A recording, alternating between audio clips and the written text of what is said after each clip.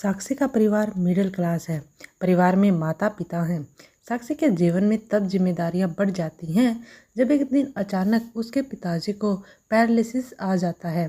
साक्षी पर अब उसके छोटे भाई और एक छोटी बहन के साथ पिता के इलाज और घर चलाने का बोझ आ गया है। साक्षी ग्रेजुएट है। वो अब नौकरी करके सारे घर की जिम्मेदारी अच्छे से संभाल रही है।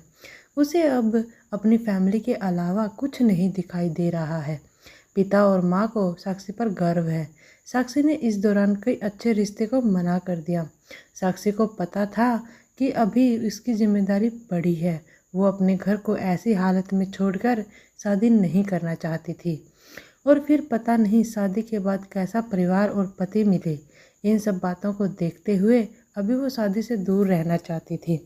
इन रिश्तों में से कुछ उनके रिश्तेदारों ने बताए थे, इसलिए रिश्तेदार अब साक्षी से थोड़ा जलने लगे। उन्होंने साक्षी के लिए अपनी एक सोच बना ली थी। उन्हें लगने लगा था कि साक्षी बड़ी घमंडी हो गई है।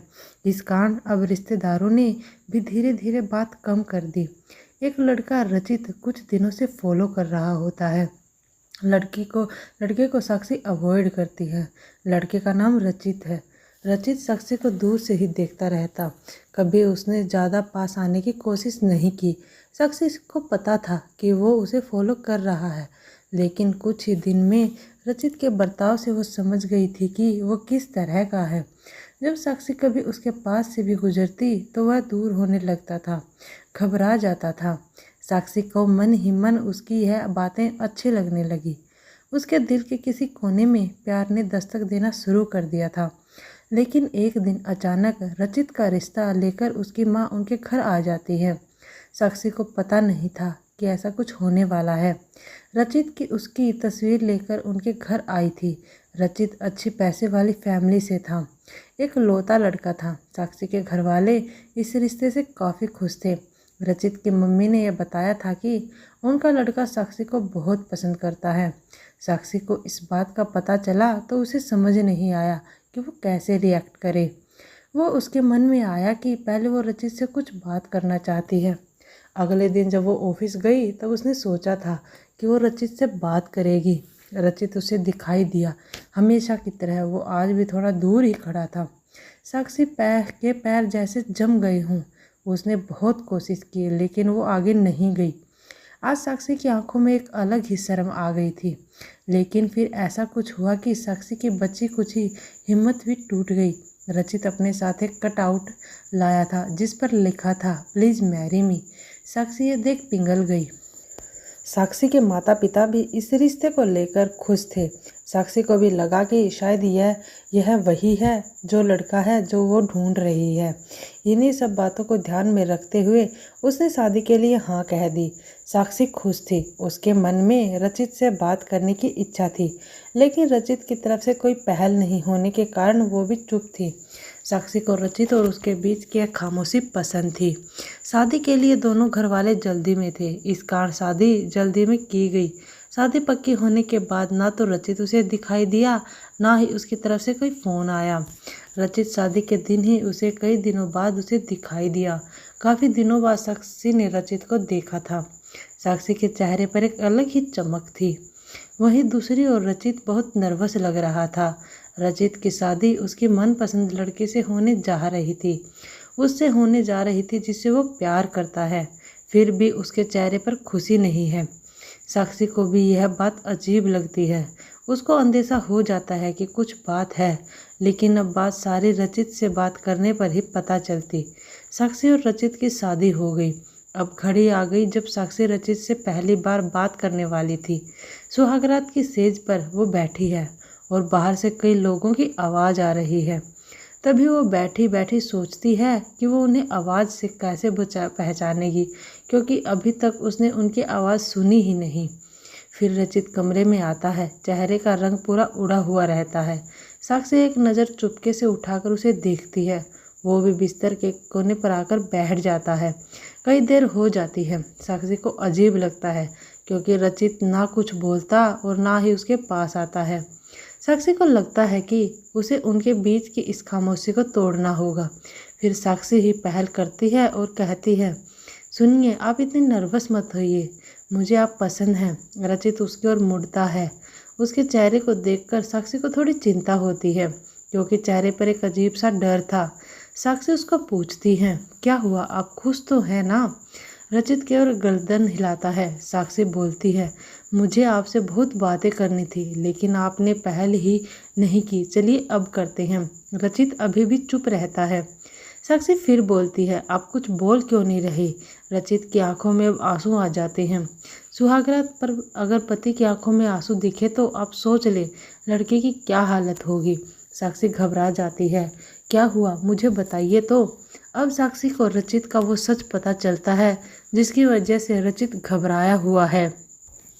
रचित अब साइन भाषा में बताता है कि वो बोल नहीं सकता। साक्षी को धक्का लगता है, जैसे कि बहुत जोर से किसी ने धक्का मारा हो। वो चुप हो जाती है और रचित से दूर हो जाती है।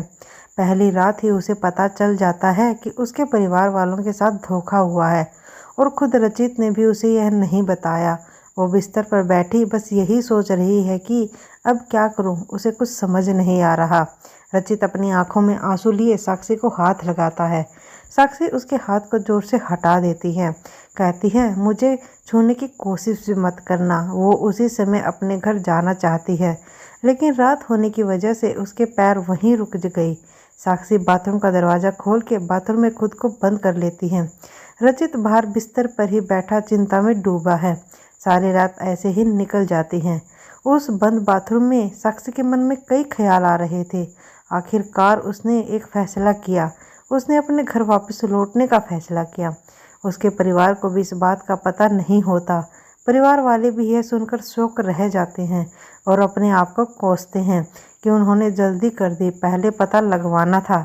साक्षी ने फैसला किया कि वो कोर्ट में बात ले जाएगी। शादी के एक दिन बाद ही बात तलाक तक पहुंच जाती है। उसने फैसला किया कि झूठ से बनाया यह रिश्ता वो नहीं चाहती। रचित की माँ साक्षी के घर आती है। साक्षी की माँ उसे भला बुरा कहती है। साक्षी उन्हें रोकती है। वो पूछती है, आपको ज़रूरी नहीं लगा इतनी बड़ी बात हमें बताना? रचित की माँ नीचे मुँह कर और चुप रहकर सारी बातें सुन रही है। रचित की माँ कहती है कि मैं माँ अपने बेटे का भला ही चाहती हूँ, और उसके पिता भी नहीं हैं। वो साक्षी को पसंद करता है, इसलिए वो साक्षी से शादी करना चाहता था। मैंने हिम्मत की बोलने की, मगर मैं नहीं कर पाई। फिर मुझे डर भी लग रहा, क्योंकि पहली बार उसने कुछ करने को कहा। उसने तो मुझे बोला था कि तुम्हें सब बता दूं, और मैं चाहती भी थी, लेकिन नहीं कर पाई। मैंने रचित को भी झूठ बोला कि तुम मान गई, लेकिन शादी के पहले उसे पता चल गया कि मैंने उसको झूठ बोला है। तब तक देर हो गई थी, इसलिए वो खुश नहीं था। साक्षी, शायद तुम मुझे समझ पाओ। साक्षी अभी भी गुस्से में है। वो बोलती है कि मुझे रचित के ना बोलने से कोई प्रॉब्लम नहीं है। गुस्सा इस बात का है कि आपने धोखा दिया, झूठ बोला, और वो मुझे बर्दाश्त नहीं। तलाक की बात से ही रिश्तेदार तो साक्षी और उसके परिवार की इस हालत पर खुश हैं। उसने सोच लिया था कि वो रचित से तलाक लेगी, और इसके लिए उसने कानूनी कार्रवाई शुरू भी कर दी। कुछ दिन उसके इन्हीं बातों पर निकल गए। साक्षी अब अपने घर पर पहले की जीवन शैली पर लौट आती है। वो जॉब पर जाती है, और कुछ दिनों बाद फिर रचित उसे दिखाई देता है। दूर से ही बस वो साक्षी को देखता है। साक्षी के ऑफिस के बाहर वो लगातार आता है। 15 दिनों तक साक्षी उसे अवॉइड करती है। फिर एक दिन उसके पास जाकर बोलती है, अब यह सब करने से कुछ नहीं होगा, और मैं नहीं चाहती कि तुम कुछ नाटक करो, इसलिए यहाँ आना बंद कर दो, समझे? साक्षी की बातें वो सुन रहा है। वो साक्षी को इशारों में कॉफ़ी पीने को कहता है, लेकिन साक्षी वहाँ से चली जाती है। रचित ने अब यह रोज़ का काम बना लिया। एक दिन फिर वही रचित खड़ा रहता है, और साक्षी उसके पास जाकर कहती है, क्या चाहते हो तुम? अब मेरी ज़िंदगी ख़राब तो तुमने कर दी है। फिर रचित कॉफ़ी का इशारा करता है। साक्षी कहती है, कॉफ़ी पीकर मेरा पीछा छोड़ दोगे? रचित गर्दन हाँ में हिलाता है। पास ही के एक रेस्टोरेंट में टेबल पर दोनों आमने सामने बैठ जाते हैं। रचित अपने फ़ोन में कुछ मैसेज टाइप करता है। साक्षी उसको देख भी नहीं रही। साक्षी के फ़ोन में मैसेज आता है। रचित का लिखा होता है, sorry but I really love you so much. कोई भी बोलने वाला तुम्हें मुझसे ज़्यादा प्यार नहीं कर सकता है, और बात तो झूठ भी कोई कह सकता है, लेकिन आंखें हमेशा सच बोलती हैं। एक बार मेरी आंखों में देख लो, फिर तुम्हें जो सही लगे वो करना। साक्षी का सारा गुस्सा मैसेज पढ़ते ही चला गया। वो धीरे से अपनी आंखें उठाकर रचित की आंखों में देखती है और उसकी आंखों से आंसू निकल आते हैं। वो अपने आंसू को रोक नहीं पाती। फिर वो उसी संकट में पड़ जाती है जहाँ उसके सामने कई सवाल रहते हैं। रचित टेबल पर रखे साक्षी के हाथ पर अपना हाथ रखता है। साक्षी बोलती है, अपनी इमोशनल लाइन और भोली शक्ल से तुम्हारी गलती नहीं छिप जाएगी। अब दोनों के बीच एक अजीब सी चुप्पी बन गई। रचित को लगता है कि साक्षी ने उसे अभी भी शायद माफ़ नहीं किया। वो अपना हाथ साक्षी के हाथ से हटाकर जाने की कोशिश करता है, लेकिन इस बार साक्षी उसका हाथ पकड़ लेती है और बोलती है, पहले ऐसी बात नहीं लिख सकते थे। मुझे आज तक कभी किसी ने ऐसे नहीं समझाया। वो खड़ी होती और रचित को बोलती है, चलो मेरा सामान वापस लाना है मेरे घर से, अब तुम ही उठाकर ले जाओगे। रचित उठकर साक्षी को हक करता है। गिले शिकवे मिटाकर इस तरह उनके नए जीवन की शुरुआत होती है।